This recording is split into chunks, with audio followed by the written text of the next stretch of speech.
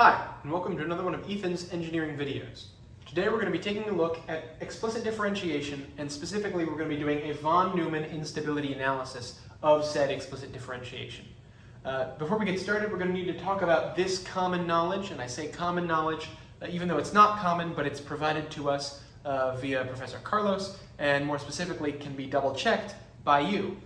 So the statement is that for a heat diffusion equation, kind of like the one we did in homework for part 1, just 2 episodes prior. If you haven't watched it, go check it out. Give it a like, give it a subscribe, do all the things. Click that bell notification too. Anyway, for a heat diffusion equation, in this case, a unidimensional one, just over dx instead of dy and dz as well, like we did in that video.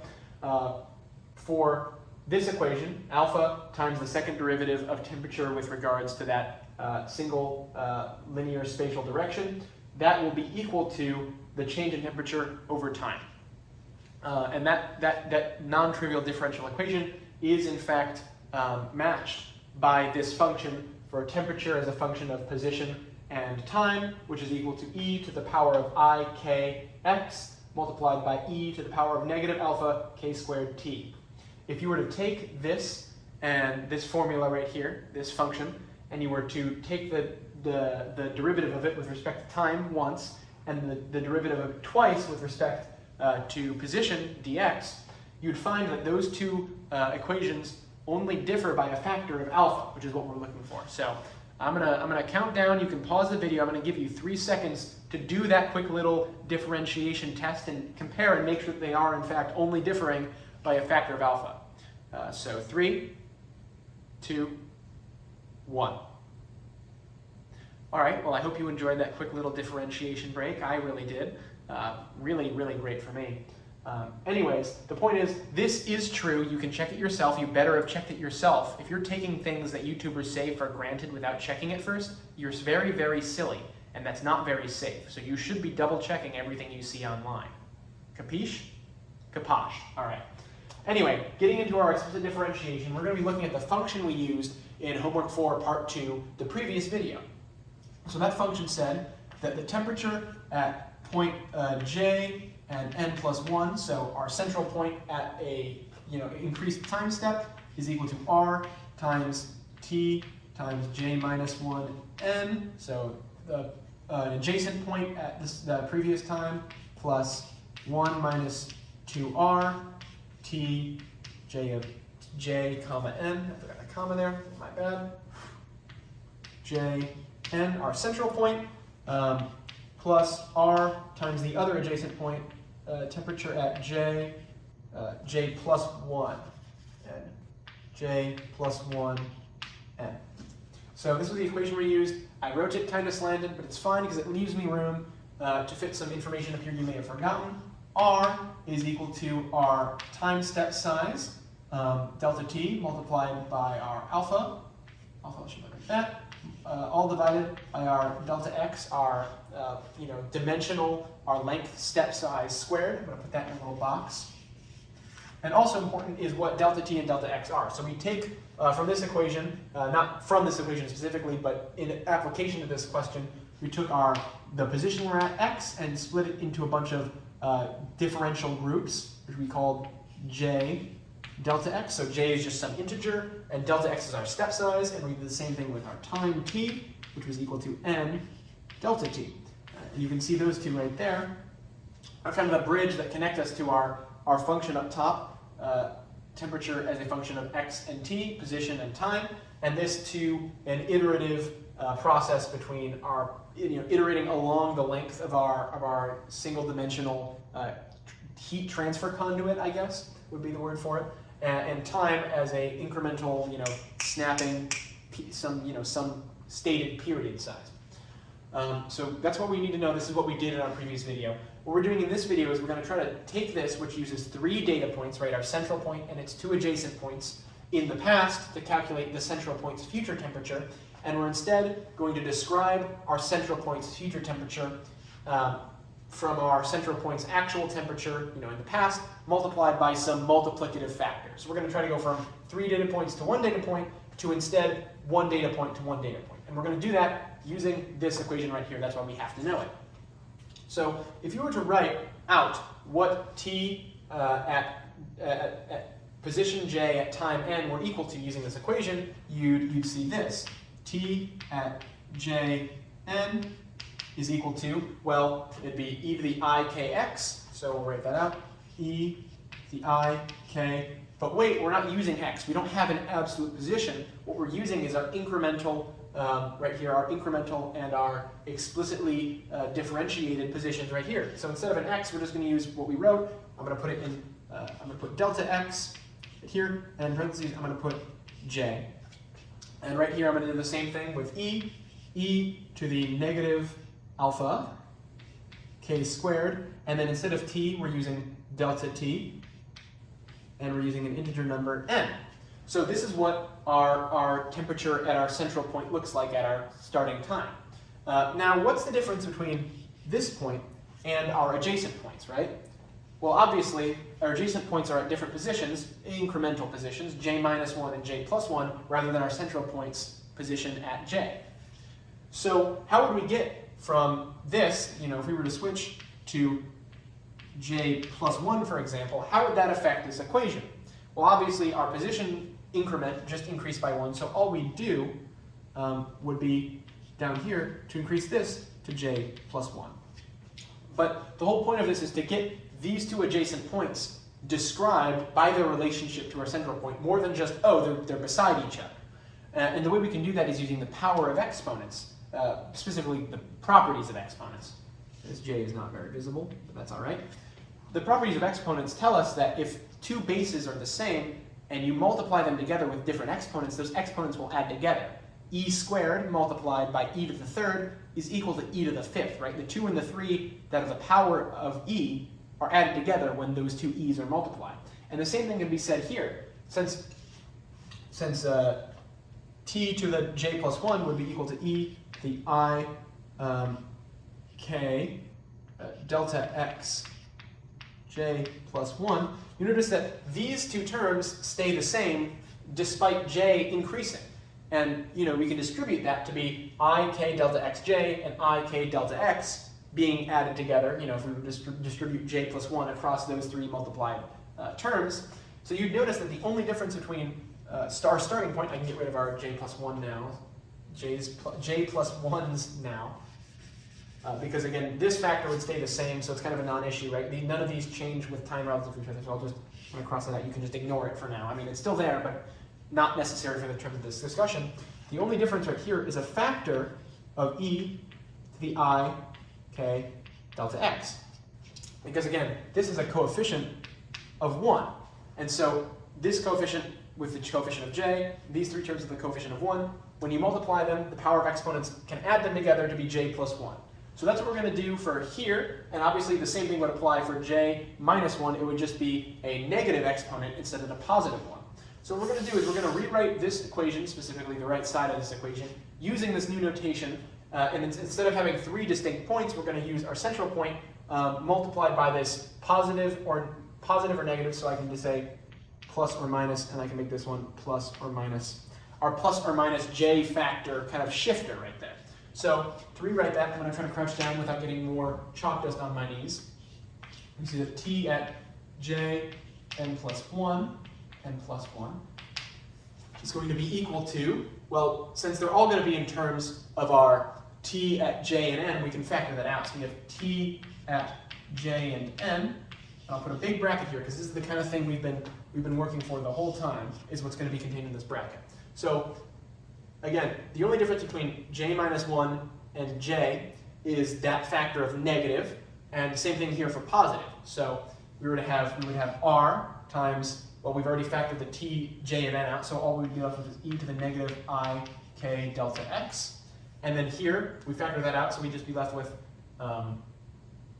plus 1 minus 2r. And over here, we'd be left with plus r, and then this would have its shifting factor, which would be positive, e to the I k delta x. And of course, this, which again would be decomposed into that adjusting factor in the original, we've pulled the original out, so this is what we're looking for. And now there's one more thing we can do to help simplify this, because it is in the form that the von Neumann stability analysis is looking for. But there's one more quick little tidbit you can do to make it look a lot cleaner. And that's going to have to do with Euler's identities. So if you remember that Euler was the guy who, geometrics guy, really big, he's got like a million things named after him in every field of mathematics. He talked about decomposing exponentials, imaginary exponentials, into sine and cosine with imaginary components. Long story short, what he figured out is, and it's very easy to prove if you decompose this, is that if you have a conjugate pair, a plus or minus pair of e to the I something, if you add those together, you get something much easier to work with as a trig function. So e to the negative ix plus e to the ix is equal to 2 cosine x. This is his function, right? And it's very simple. I'm not going to spend time going through it or solving it. I'm probably going to move it to a better fitting place so it's not scrunched up over here. I can fit it right over here. Hopefully if there's room. Yeah, I'll put it down here. So e to the negative ix plus e to the ix is equal to 2 cosine x right there. So this is Euler's identity when it comes to conjugate pairs. So what we're going to do is we're going to factor r out of these two of our, this one, this term, and this term of our summation. And so we'll have these two conjugate pairs together with each other, added up, and then we can do this substitution where we substitute e to the negative ik delta x for 2 cosine of k delta x. So we're going to rewrite that real quick. So it's going to be t of j n multiplied by in brackets. So we're going to have our r factored out. In parentheses, we're going to have, again, these two added together. Then we're going to substitute that for our cosines. We're going to have, we're going to pull that 2 out here, 2r. We'll have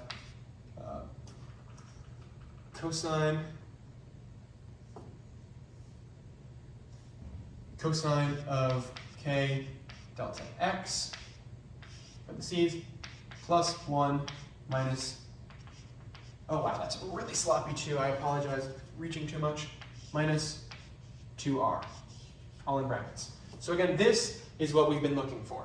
This is kind of our factor, because, and again, this is still equal, because this is the term we wanted, right? We're going from our starter point to our ending point, and we're only changing by a multiplication factor. It's very complicated, very not super clean one yet currently. It can still definitely be simplified down, but the point is that we're going to take our temperature, multiply it, get our new answer. Then we're going to plug it back in, plug it in, multiply, get answer. Plug it in, multiply, get answer. Plug, multiply, get. Plug, multiply, get. Over and over and over and over again for every single time step we want to take. And if you notice here, the only terms in this function are k, which we're assuming is constant, because using this form of the equation assumes that k is constant. Our delta x number, which again is just some arbitrary length, right? Like it's 3 millimeters, like that's how much we're taking our step increments by. And r, which again, r is composited of delta t and delta x, which again, these are all constants. Again, assuming that the diffusivity is constant, but again, it's something that's safe to assume, just like k. The point is, these are all constants. So this is some constant number in this bracket, and it's being multiplied iteratively over and over and over again. And that can obviously be very unstable for certain values of number in this bracket. So what values are unstable? That's what we're going to talk about over here now. Now that we've gotten into a form we can talk about, when is it unstable? So our bracket is unstable if the absolute value of our bracket is, I just wrote the wrong thing. If the absolute value of our bracket is greater than or equal to 1. Now why is that? If you think about multiplying iteratively, if it's greater than or equal to 1, it will diverge. You remember from Calc 2 doing divergent and convergent series. Again, if you're multiplying by 2, it's going to double, and then you're going to plug that number back in, you're going to double it, which would be a quadruple, then an 8 times, then a 16 times, 64, it's going to keep going up and up and up and up. And eventually, you're going to hit positive or negative infinity. So obviously, if this hits positive or negative infinity, that's bad, that's unstable. So we want this to not, like it would be bad if this was, plus or minus 1 but like, bigger than that, because that would push it out to positive or negative infinity. So that's what we're going to be looking for. So we're going to take this and we're going to solve for when this inequality is met, and that way we can define the bounds of what usable r's we have, because again, r is the thing we can kind of vary in this function, because again, this is a constant, but the ratio between our step size and our time step size, we can vary, obviously, by choosing them properly. So let's write this out in another way. I'm going to rewrite this a little bit cleaner. So what I'm going to do is I'm going to factor the 2r out of this as well, and then rewrite it. So we're going to have absolute value of 1 minus 2r, parentheses, it's going to be 1 plus cosine let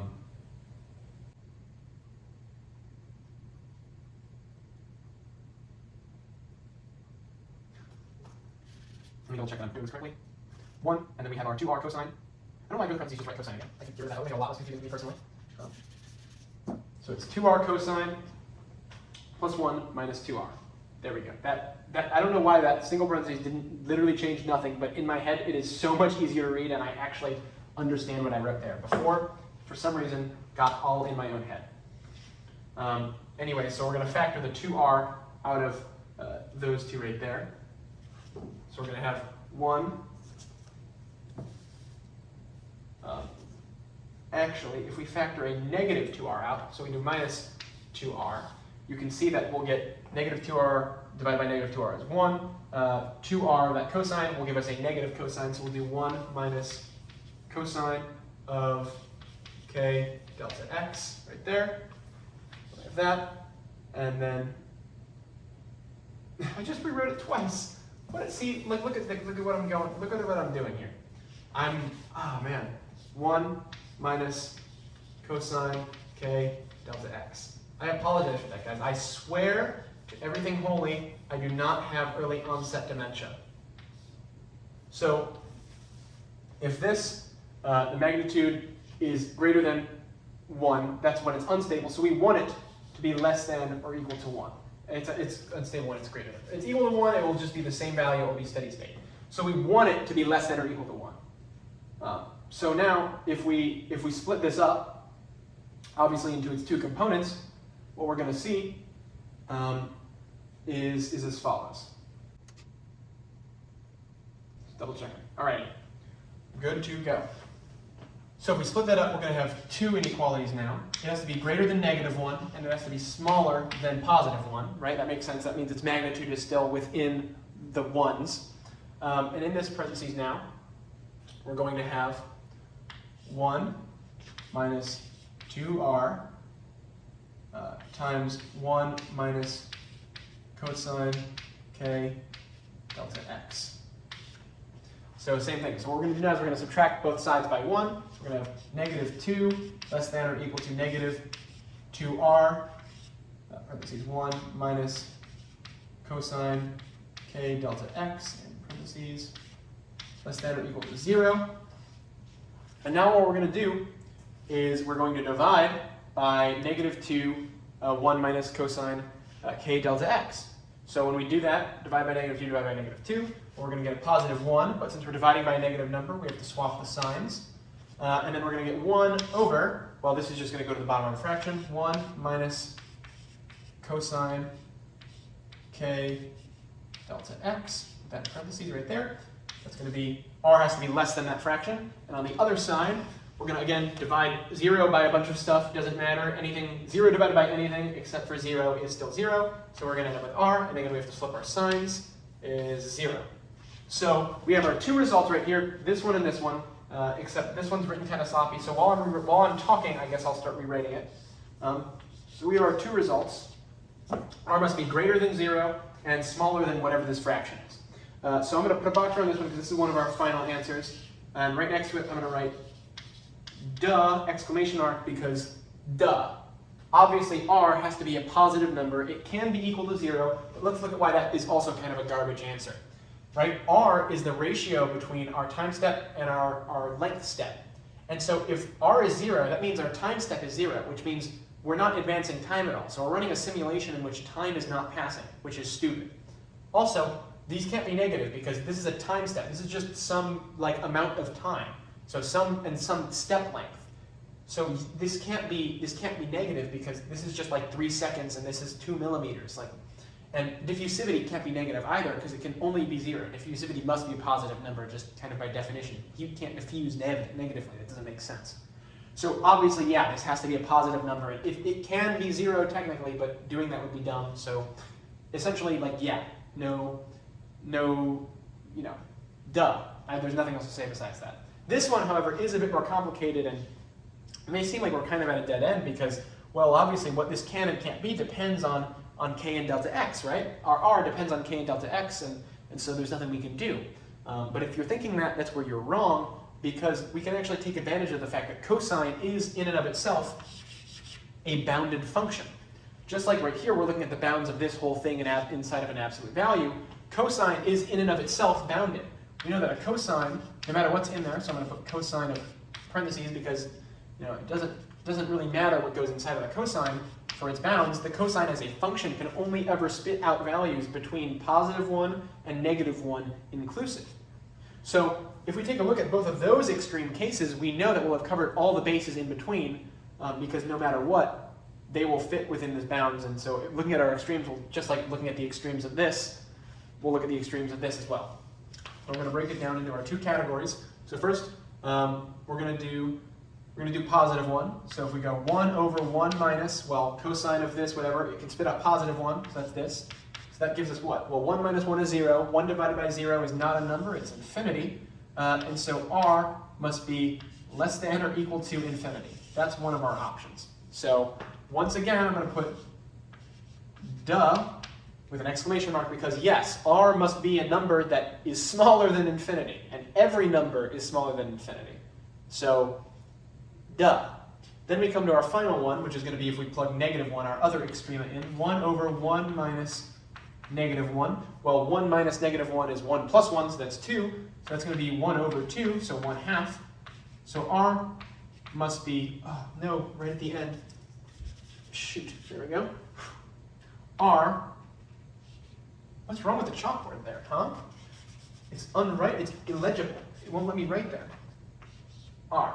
Our other result is that r must be less than or equal to 1/2, which is kind of a strangely small number.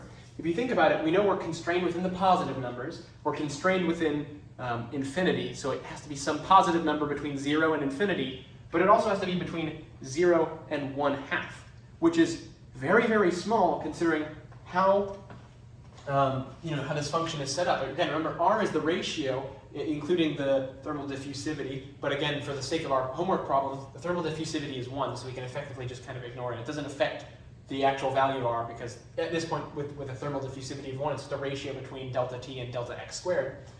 What this is saying is that this has to be smaller than 1/2, which means that if you use a delta x of like 0.1, right? So you're going 0.1 meter at a time.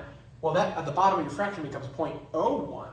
Well, now t must be the ratio between 0.01 and your delta t has to be less than 1/2, which means at its very, very smallest, it has to be half of 0.01, which means it has to be 0.005. So you're trying to go once every tenth of a meter, and yet you're having to take time steps every 0.005 seconds. Like, that's incredibly short.